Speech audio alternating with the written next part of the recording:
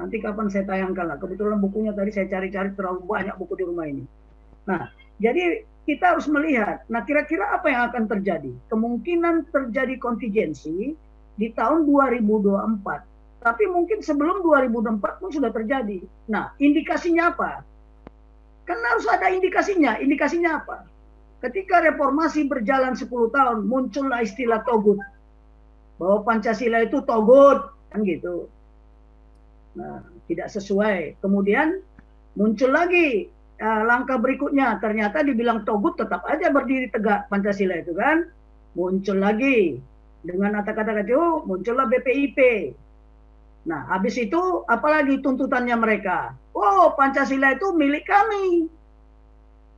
Halo guys, para konsumen narasi. Reaksi Nusantara Channel hadir untuk menantang Anda bereaksi menanggapi berita atau narasi-narasi yang banyak bermunculan di media sosial. Mari kita bandingkan pendapat dengan sumber berita yang berbeda, supaya bisa menentukan pilihan kebenaran dari berita atau narasi yang kalian yakini sebelumnya. Silahkan tulis reaksi atau pendapat kalian tentang konten yang kami tampilkan di kolom komentar di bawah link video.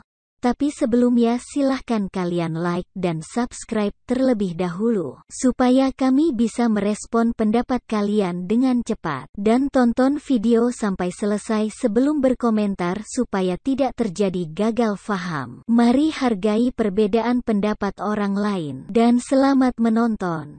Ya, sila pertama ketuhanan yang Maha Esa cuma milik kami. Mereka yang tidak ketuhanan Maha Esa keluar dari negara ini. Ini kan yang ketiga, yang kedua. Muncul lagi yang ketiga, bahwa Pancasila adalah sudah ada. Ya, kemarin kan rebut kembali Pancasila. Lah yang begini-begini ini apa ini coba? Saya bingung melihatnya. Padahal kan sudah pernah saya sampaikan bahwa Pancasila ada sebelum manusia ini ada, sebelum negara-negara di dunia ini ada, sudah ada Pancasila itu, cuma tidak disebut Pancasila. Lah kalau kemarin Pak Paul bicara, waduh, Pancasila ini lebih apa? Lebih Jerman, lebih Pancasila. Makanya lewat Zoom ini kita harus mengumandangkan, menggelorakan bahwa Pancasila ini adalah Pancasila sejagat, bukan hanya Indonesia aja. Iya.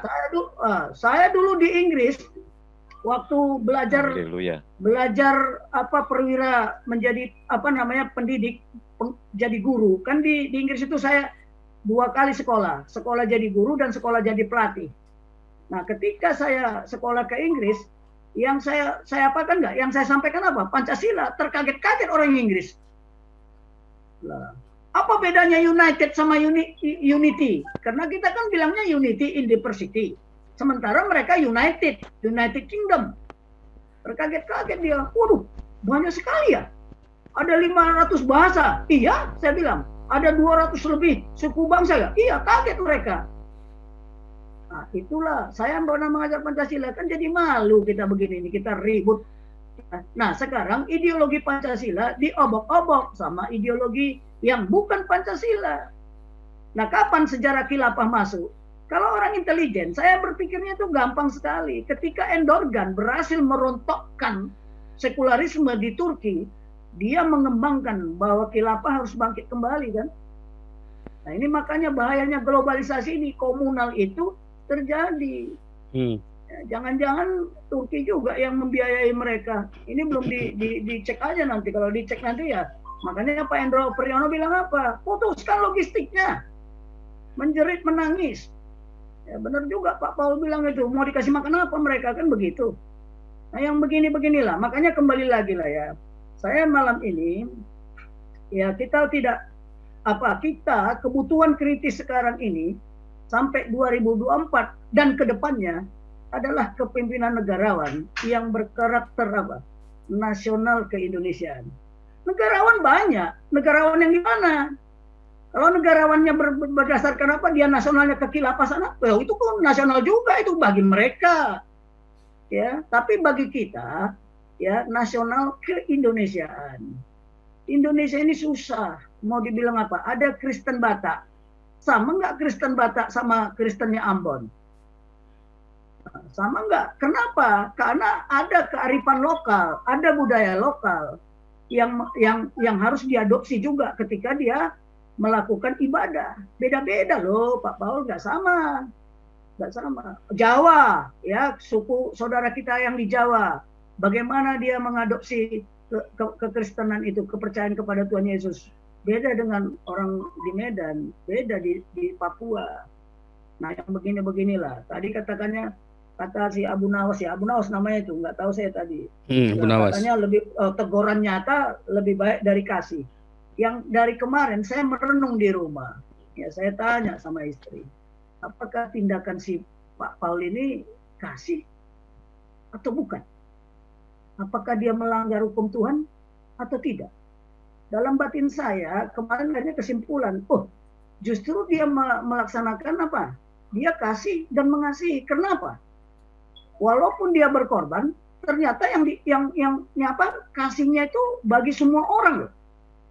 Nah, ini yang salah tangkap. Saya kan jadi bingung. Bukan bingung ya, merenung saya, menganalisa. Apakah tindakan Pak Paul ini adalah dia mengasihi Bapa yang ada di sorga dan mengasihi sesama manusia? Dia memang konsepnya untuk menselamatisasi kok. Cuman ada yang mau terima, ada yang tidak. Tuhan Yesus saja begitu baiknya, tidak ada dosanya aja, banyak yang nggak suka kok, banyak yang benci, banyak yang maki-maki dia. Nah, saya berpikirnya ke sana. Jadi tolong ini di Abu Nawas, ya, apapun yang dilakukan selama N-nya, goals-nya itu adalah bagaimana menyelamatkan orang, bagaimana mengasihi orang. Tapi tidak semua akan selamat. Tidak akan semua. Karena Tuhan yang mengatakan kan, aku yang memilih engkau, bukan engkau yang memilih aku. Itu sudah kata Tuhan. Terus mau bagaimana? Kita kan nggak bisa, itu nubuat Tuhan. Terus sekarang kita, ini kan belum ada pelajaran teori. Kalau tadi susu kuda ya, bagaimana COVID ini, oke, kita buka nanti, kita harus menyusun namanya rencana kampanye, ya, kampanye penanggulangan serangan virus COVID-19, ya. Kemudian yang kedua, rencana kampanye itu harus dijabarkan oleh siapa? Oleh semua kepala daerah sampai ke tingkat RW dan RT. Kalau saya di rumah udah siap tempur saya menghadapi COVID-21 ini, ya, oke lah. Inilah tuntutan reformasi. Yang pertama dia mengatakan apa? Penegakan supremasi hukum. Ya, supremasi hukum apa di situ? Perkembangan penegakan supremasi hukum ya. Nah, sekarang penegakan supremasi hukum. Di situ kenapa nggak dijelaskan hukum yang mana? Hukum yang mana? Nah, harus jelas dong. Namanya hukum banyak. Apa hukum khilafah? Apakah hukum yang ada di hukum nasional? Hukum yang mana? Harusnya jelas dong. Kalau penegakan supremasi hukum, ya kita bicaranya supremasi hukum apa? Nah, sekarang ternyata yang dikembangkan oleh mereka-mereka yang merumuskan ini, hukum mana? Saya mau tanya, hukum mana? Malah muncul undang-undang yang membuat kita benturan semua. Nah, di situ jelas, katanya pemberantasan KKN, reformasi birokrasi. Walah, malah tambah parah sekarang. Tambah parah nggak? Cek aja. Kemudian pengadilan mantan Presiden Soeharto dan kroninya. Ya oke. Yang keempat, amandemen konstitusi. Bayangkan amandemen konstitusi, bukan, coba cek. Nanti kita buka. Apakah amandemen konstitusi ini semakin memperbaiki kita, ya, bangsa ini semakin sukses atau semakin gagal? Lihat aja. 23 tahun kita reformasi. Apa yang kita terima sekarang ini? Kemudian di situ ada lagi pencabutan dui fungsi TNI Polri. Oke lah, dui fungsi dicabut saya setuju aja. Tetapi kan mereka tetap melaksanakan dui misi. Nah yang begini, TNI sama Polri dicabut dui fungsi. Tapi sementara sipil, pengusaha-pengusaha sipil yang jadi penguasa malah multifungsi kan. Lihat itu yang minta dihakimi sama Pak Paul itu. Dia pengusaha, dia juga penguasa. Coba, gila nggak? Kemana-mana, justru dimanfaatkan. Jadi kita ini nggak benar. Reformasi yang mana? Reformasi kita gagal. Orang sudah transformasi, kita masih sibuk dengan reformasi. Orang sibuk sudah menciptakan segala macam, kita ribut konflik agama. Saya bagaimana coba? Saya pusing juga kepala saya sebagai peneliti ya, apalagi pengkaji strategi. Nah ini kita harus, saya juga kemarin didatangi beberapa pejabat. Bang, tolong bikinkan konsep lah. Konsep apa? Pengamanan swakarsa. Untuk apa? Untuk pemilu 2024. Wow, bagus. Kalian sudah punya pemikiran yang baik, saya bilang. Sudah ada pemikiran yang baik. Bagaimana PAN swakarsa 2024? Saya sudah katakan juga, 2024 itu adalah lebih rumit dari pemilu-pemilu sebelumnya. Karena apalagi, waduh, sudah ada pergeseran paradigma yang bermacam-macam lah. Makanya saya bilang, kalau paradigma bergeser, akan terjadi apa? Akan terjadi benturan. Kesuksesan kita di masa lalu itu akan bergerak ke titik nol. Saya katakan bergerak ke titik nol. Sama dengan sekarang ini. Ya, dengan ini kan banyak sekali terjadi pergeseran paradigma ini. Setelah FPI, HTI dibubarkan. Itu kan pergeseran paradigma. Hati-hati loh, akan berbenturan, jelas. Nah, kalau tidak ada yang berkoar-koar, menggelorakan bahwa satu-satunya ideologi di bumi pertiwi atau di bumi persada tanah air Indonesia ini adalah Pancasila, dan satu-satunya konstitusi yang berlaku, yang harus sebagai sumber hukum tertinggi, ya jangan bikin ideologi lain, jangan bikin lagi konstitusi lain. Nah, tetapi sekarang kan ada yang memaksakan bahwa konstitusi itu harus bukan Undang-Undang Dasar 45, justru harus berdasarkan kitab suci. Nah, disinilah terjadi bentrokan, dan nggak tahu nanti bagaimana pemerintah ini mengambil tindakan seperti ini. Nah, ini lebih parah lagi kalau anti Pancasila diikuti dengan tindakan-tindakan teroris. Nah, yang begini-beginilah yang berbahaya. Ini nanti, dulu pernah saya sampaikan kalau nggak salah, kalau negara ini pecah, nggak akan mungkin bisa dipersatukan lagi, sudahlah. Pasti mereka akan mempertahankan dirinya masing-masing, pasti mereka akan mempertahankan wilayahnya masing-masing. Baiklah, inilah tuntutan-tuntutan ini, apalagi yang satu ini, pemberian otonomi daerah. Lihat itu kata-kata, seluas-luasnya. Waduh, ngeri lah. Ya, seluas-luasnya itu apa? Ya, bisa melanggar Pancasila dong kalau gitu. Harusnya mana ada kata Pancasila di situ? Ada nggak 6 tuntutan reformasi, ada nggak Pancasila? Ada nggak? Nggak ada. Nah, siapa yang ngarang ini? Saya dulu waktu ada reformasi saya masih reformasi ini saya masih berpangkat letkol. Ya, tapi setiap detik kata-kata itu saya catat, ini kenapa kok nggak ada yang bicara Pancasila? Malah merubah Pancasila, iya. Untung ya, pada saat mereka berdebat mengamandemen Undang-Undang Dasar 1945 itu, ada adendum. Ya, adendum. Jadi mereka prinsipnya, pokoknya pembukaan tidak boleh dirubah. Ya, pembukaan pun sudah tidak dirubah kok sejak tanggal 18. Kan sudah saya kasihkan dokumennya itu. Tapi saya tuh menyampaikan itu, pernah sekali saya sampaikan di Sesko TNI. Sejak itu saya udah nggak boleh ngajar. Persetan lah. Emangnya gua cari makan di situ. Iya kan? Makanya sekarang ada Zoom-nya Pak Paul. Mari kita sampaikan bahwa nilai-nilai Pancasila itu sejagat raya. Sejagat raya seluruh dunia. Seluruh dunia. Seluruh dunia. Indonesia. Biar semua bangsa-bangsa itu tahu. Inilah ideologi Pancasila yang dirongrong terus-menerus. Sudah terbuktikan sejak 45 berapa kali nilai-nilai Pancasila itu dirobek-robek. Ya. Diuji. Tapi kan tetap sakti. Makanya saya mengatakan ini, hampir saya katakan, waduh, Garudanya sekarang sudah mulai ngepak-ngepak dia. Kemarin dia bertapa itu, 22 tahun itu kan, bertapa dulu dia. Karena Garuda itu memang begitu, kalau sudah bulunya banyak, dicabut, dia bertapa dulu. Inilah waktunya, is now or never. Ya. Haleluya. Mumpung ada yang mau disalib. Haleluya, amin. Mumpung ada yang mau disalib. Jadi Pak itu nggak perlu didukung, nggak perlu didukung dia. Orang di belakangnya ada. Amin. Nggak perlu kita ribut-ribut mendukung dia, nggak perlu. Raja segala raja yang di belakangnya. Haleluya. Dia sendiri saja udah mampu kok. Kemarin saya bilang apa? Ini kurang ajar ini Pak Paul ini. Masa ngalahin jenderal? Jenderal bintang 7, dia bukan nabi aja, dia jenderal kok. Ya, kecil lah, tapi dia jenderal. Bayangin satu orang bisa membuat geger dunia. Ini geger loh. Saya beritahu ya di Zoom ini, ini semua negara udah siaga ini. Jangan dikira nggak siaga. Tunggu dulu. Mereka tuh siaga sewaktu-waktu terjadi chaos di Indonesia. Mereka harus menyelamatkan warga negaranya. Karena itu tadi, melindungi segenap bangsa. Mereka tuh melindungi segenap warga negara. Satu aja warga negaranya nggak boleh mati di Indonesia. Hati-hati loh, mereka udah siaga itu. Tinggal on call, jangan dikira enggak. Itu dulu kasus 98, coba. Kapal induknya udah di pantai selatan, udah lengkap dengan baretnya. Nah, cuman Mabes TNI menjamin waktu itu tidak akan apa-apa. Makanya kedutaannya dilindungi kan.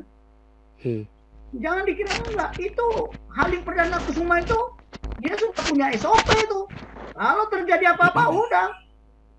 Ya emangnya kapal induknya Amerika tidak ada di tengah laut? Oh, ada di tengah laut.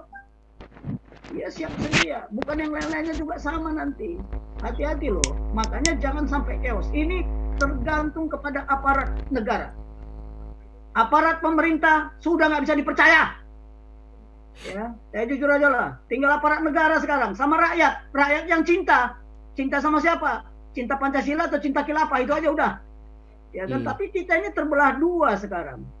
Bagaimana sekarang kita bisa damai?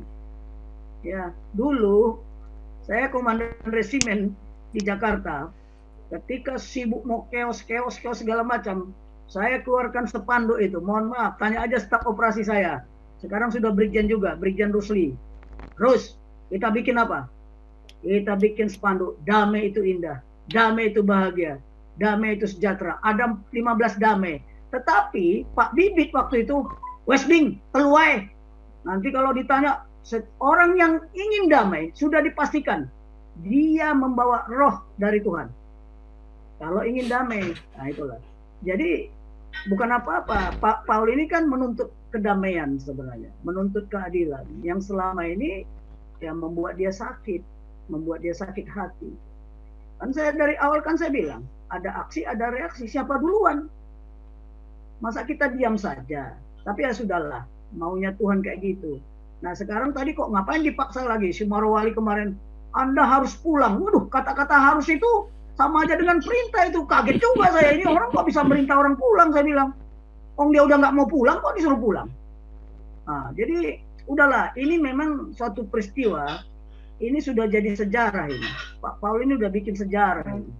Ya, kita berharap bahwa Indonesia damai-damai saja. Kembali ke jati diri bangsa Pancasila. Amin. Itulah jati diri. Makanya di paradigma yang saya sampaikan itu, tujuan nasional adalah apa? Keutuhan dan tetap tegaknya negara kesatuan Republik Indonesia. Ya. Serta apa? Utuhnya jati diri bangsa yang Pancasilais dan setia kepada Undang-Undang Dasar 1945. Itulah tujuan nasional kita. Nah, tujuan ini kan sudah tercapai nggak? Tolong ya diwaspadai ya. Negara Kesatuan Republik Indonesia ternyata belum final kan? Sampai hari ini kita belum final, ribut terus. Itu artinya belum final. Beda dengan Australia, dia sudah final. Ya, sudah final dia. Singapura sudah final. Ya, sudah final. Jadi kalau kita belum final, kenapa? Itu tadi masih banyak residu, ya, residu paradigma setelah Indonesia merdeka. Bahkan sebelum Indonesia merdeka, residu itu sudah ada. Apalagi sampai hari ini semakin jelas. Ya, residu itu yang tadinya di bawah permukaan sekarang muncul semuanya. Nah, inilah menjadi PR kita. Ya, sementara RP-nya sudah nggak jelas, ya kan? Oke, nah kembali kita ke teori sekarang. Kemarin kalau tidak salah kita sampai kepada kepemimpinan negarawan. Ya Pak Paul, tadi sudah saya kirim. Ya, kita bahas ini. Saya siapkan negarawan. Saya siapkan dulu sebentar. Ya. Kemarin kan sudah saya bilang bahwa pusat kekuatan kita itu adalah resultante dari kepemimpinan negarawan yang berkarakter nasional keindonesiaan. Itu dulu. Kuncinya di kepemimpinan. Ya. Saya masuk dulu, saya share screen.